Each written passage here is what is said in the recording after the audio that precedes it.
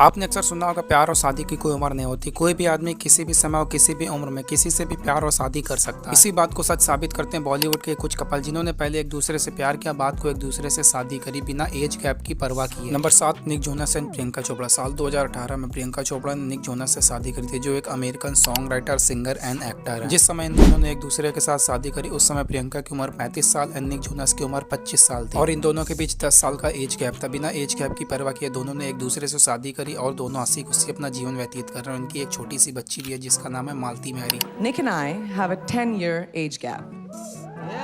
Yes. Which is fine because we teach each other.